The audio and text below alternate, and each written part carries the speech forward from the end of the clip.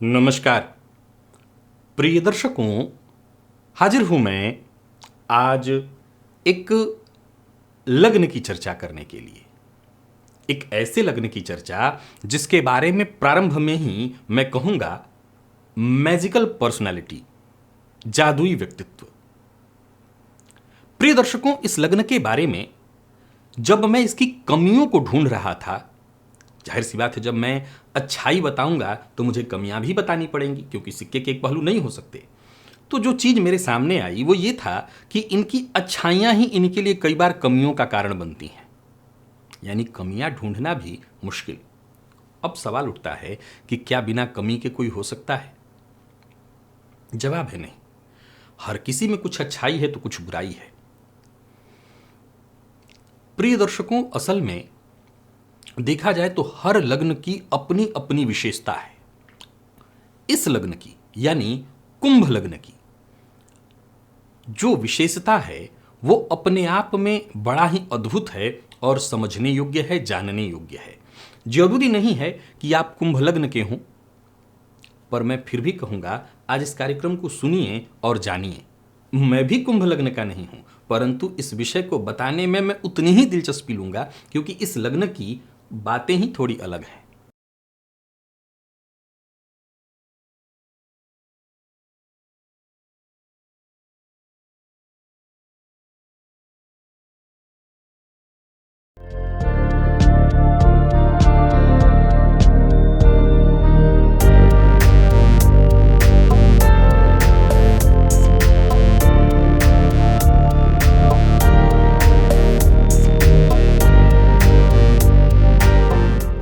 प्रिय दर्शकों, कुंभ लग्न हम सभी लग्नों में कह सकते हैं, मेष से लेकर के मीन पर्यंत सबसे ज्यादा गुप्त और अप्रत्याशित लग्न ही कुंभ है।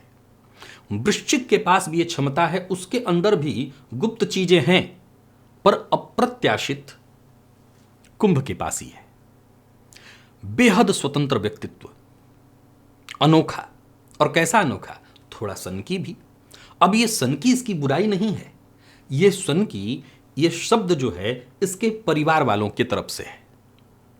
कई बार वो बुरा भी मान जाते हैं, क्योंकि ये किसी धुन में जब मस्त हो जाते हैं, काम में जब मस्त हो जाते हैं, तो ये बाकी चीजों को भूल जाते हैं।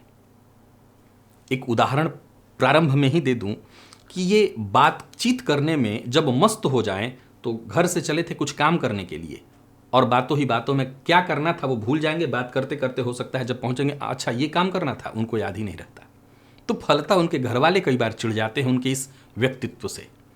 वायु तत्व की ये राशि है कुंभ राशि। इसका प्रतीक जो है एक आदमी जो कंधे पर घड़ा उठाए हुए है। प्रिय दर्शकों, जब तक हम घड़े के ऊपर से जाकर के उसके अंदर न झांके तब तक हमें पता नहीं चल पाता कि घड़े के भीतर क्या है। इसीलिए अप्रत्याशित, गुप्त भी है, क्योंकि जब तक हमें पता नहीं है तब तक गुप्त, लेकिन घड़े में से कुछ भी निकल सकता है। अप्रत्याशित, मानवीय गुणों से भरपूर, बेहद आत्मीय और दूसरों की सहायता करने के लिए सदैव तत्पर। शक्ति और सत्ता की इनको चाह होती है, पर दूसरों के कल्याणार्थ विचारक होते हैं। भाषा पर इनकी अच्छी पकड़ होती है। प्रिय दर्शकों, कुंभ का अर्थ होता है घड़ा, फैला हुआ। फलतः इस लग्न के जातकों की यदि बात करें तो इनका शरीर भी कई बार फैल जाता है। कई बार क्या, ज्यादातर मामलों में फैला हुआ देखने को मिलता है, भारी हो जाते हैं शरीर से। परंतु ये लोग विनम्र होते हैं और वायु तत्वीय लग्न होने के चलते हवा की तरह हल्के भी।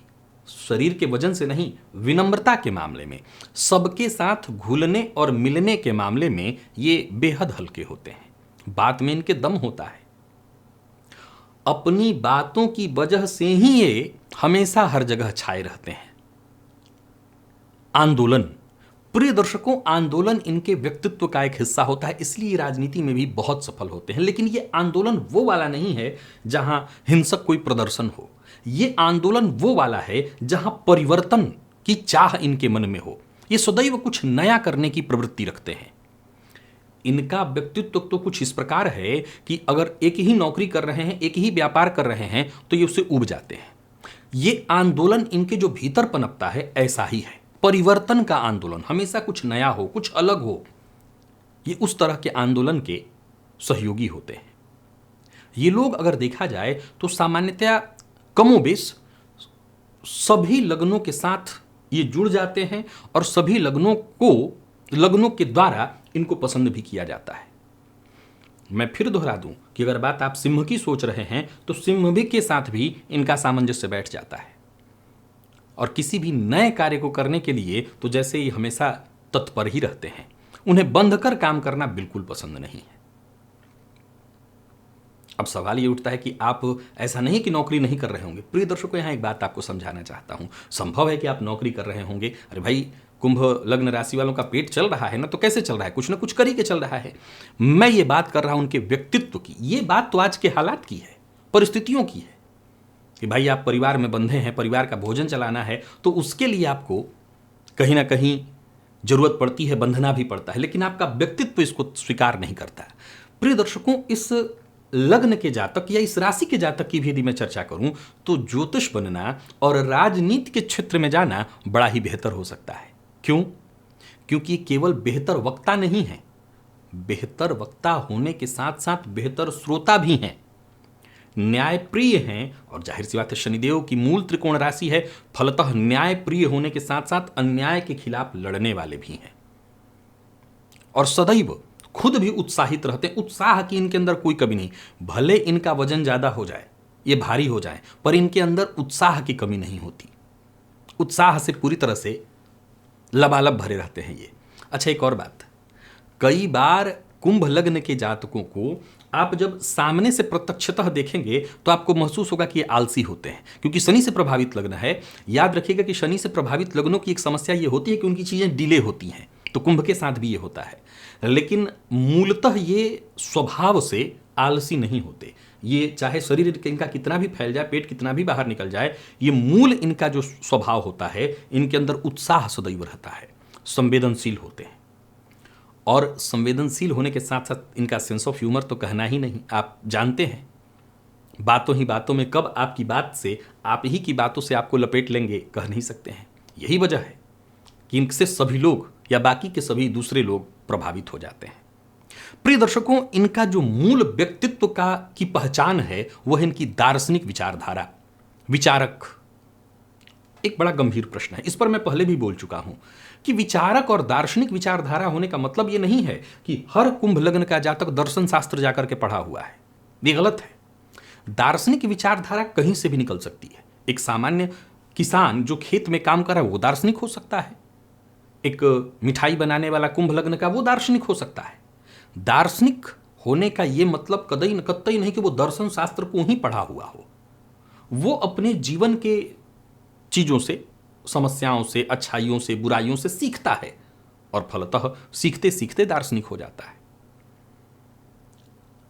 अक्सर ये खुद में ही खोए रहते हैं। ये इनकी व्यक्तित्व की एक मूल पहचान है जो मैंने प्रारंभ में ही बताई थी। और इनके इसी व्यक्तित्व के कारण चीजों को भूल जाना, क्योंकि खुद में खोए रहते हैं, अपने आप में लगे रहेंगे, मस्त रहेंगे, कोई इनको मिल गया बात करने के लिए। आपको याद होगा मैंने कहा था कि कुछ दिन पूर्व एक मैंने वीडियो बनाया था और मैंने कहा था कि कुंभ को अगर अपने वश में करना है तो क्या करिए। बस समझ लीजिए कि वो साक्षात सुखदेव जी हैं, और वो जो बस बोलने लगे तो आप सुनने लगिए, और कहिए कि आपके जैसा वक्ता तो मैंने कहीं देखा ही नहीं। बस वो बातों ही बातों में भूल जाएंगे। उनकी ये एक कमी है ये कि वो बातों ही बातों में चीजों को भूल जाते हैं। प्रिय दर्शकों, मैं फिर वही बात कहूंगा, इस लग्न की कमियां कोई ऐसी विशेष कमी के रूप में नहीं है। अब सवाल ये उठता है कि क्यों नहीं है। जब आप श्रेष्ठतम लग्नों की चर्चा करते हैं तो उसमें मिथुन लग्न है, उसमें तुला लग्न है, धनु है, कुंभ है। 4 लग्नों को श्रेष्ठ लग्न कहा गया है। अब सवाल उठता है कि इन तीनों लग्नों में मुझे कमी अगर निकालने के लिए कही जाए तो मैं बहुत आसानी से तीनों लग्न की कमियां गिना दूंगा, लेकिन कुंभ की कमियां गिनना थोड़ा मुश्किल है। अब ऐसा नहीं है कि आज की इस परिवेश में, मैं फिर वही बात कहूंगा, क्योंकि बहुत से ऐसे लोग भी होंगे, आपसे बेहतर, मैं खुद कुंभ का नहीं हूं, अगर आप कुंभ के हैं तो आपसे बेहतर कौन जान सकता है कि आपके अंदर कमियां हैं। लेकिन ये जरूर जान लीजिए कि उस कमियों के पीछे कुछ रीजन और भी होगा, जैसे लग्न पर पड़ने वाले ग्रह की दृष्टि इत्यादि, आपके लग्नपति पर पड़ने वाले ग्रह की दृष्टि इत्यादि। मूलतः ये जो कुंभ के व्यक्तित्व की चर्चा मैं कर रहा हूं, ये शनि का व्यक्तित्व है। शनि का व्यक्तित्व कमोबेश ऐसा ही है। सवाल उठता है कि एक तरफ मैं कहता हूं काल पुरुष का विषाद दुख है शनि, और फिर शनि का व्यक्तित्व इस तरह का मैं बता रहा हूं। प्रिय दर्शकों, आपने कभी ये कहावत नहीं सुनी है कि अगर आप राह चलते आपके बच्चे को दूध की कमी हो जाए, आपके पास पैसा न हो, तो आप एक 5 स्टार होटल में जाकर के मुफ्त में दूध नहीं ला सकते हैं, लेकिन वहीं राह के किनारे एक छोटा सा ढाबा टाइप का हो जो अपना पेट किसी तरह से पाल रहा हो, अगर उसके पास दूध हो तो कह रहे बच्चे के दूध के लिए पैसा थोड़ी लूंगा आपसे। ये व्यक्तित्व एक गरीब की है, यही एक गरीब का व्यक्तित्व है कि चलो अपना कोई बात नहीं, हम आपका हित करेंगे। एक अमीर ऐसा नहीं करेगा। शनिदेव को ज्योतिष शास्त्र में न्याय का देवता कहा गया है, दासों का कारक कहा गया है। जो दबा हुआ तबका है उसके वो कारक हैं, तो उनके व्यक्तित्व में ही मूलभूत ये गुण है। वो जो आंदोलन शब्द का मैंने इस्तेमाल किया था, वो आंदोलन, इसके बावजूद एक आंदोलन ऐसा होता है कि भाई आजकल का जो आंदोलन है कि मुझे बहुत दबाया गया है, मैं आपको दबाऊंगा, नहीं, बिल्कुल शांति और बुद्धिमत्ता, क्योंकि इस लग्न के अंदर वो ज्ञान है, वो दार्शनिकता है। फलतः इस लग्न की कमियां ढूंढना, अब एक काम करते हैं, आप ही जितने कुंभ लग्न के लोग हों खुद अपनी कमियों को लिखिए, ताकि कम से कम ये फाइनल हो कि कौन सी कमी आपके अंदर है, और ये जरूर ध्यान रखिए। अब मान लीजिए आप कुंभ लग्न के हैं, आपके लग्न पर राहु की दृष्टि पड़ रही है, आपके लग्न पर मंगल की दृष्टि पड़ रही है, तो ये ध्यान रखिएगा कि आप जो बातें कहेंगे वो संभवतः मंगल से संबंधित कह देंगे, वो संभवतः राहु से संबंधित कह देंगे, वो मतलब नहीं होगा। अगर मूल कुंभ लग्न है और शनि का संबंध लग्न से है, या और कोई ग्रह नहीं देख रहा है लग्न को, तो आपका जो व्यक्तित्व है उसमें कौन सी कमी है वो जरूर आप बताइए, ताकि कुंभ लग्न की उस कमी को भी सबके सम्मुख रखा जा सके, उस पर चर्चा हो सके। मैं फिर कहूंगा, ऐसा नहीं है कि आपके अंदर कमियां नहीं है, लेकिन हां, मूलभूत जो कमियां हैं वो बहुत छोटी मोटी कमियां हैं, जिसका जिक्र सामान्यतया दिखाई नहीं पड़ता। पर आपके पास, क्योंकि याद रखिएगा इस लग्न में एक पॉइंट है जिस पर ध्यान रखना बहुत जरूरी है, और वो क्या, मैंने कहा था गुप्त और अप्रत्याशित। तो जिस लग्न में गुप्त होने की या गुप्त रखने की क्षमता है, वो एकदम से दूध का धुला भी नहीं होगा, तो कमियां तो होंगी। अब वो कमियां कैसी हैं, किस तरह की हैं, जितने भी कुंभ लग्न के जातक हैं वो खुद से अपनी कमियों को आज कमेंट में लिख करके बताएं, ताकि सब कोई जान सके कि आपकी कमियां क्या हैं। आज के लिए बस इतना ही, इजाजत दीजिए, पुनः मुलाकात होगी, तब तक के लिए नमस्कार।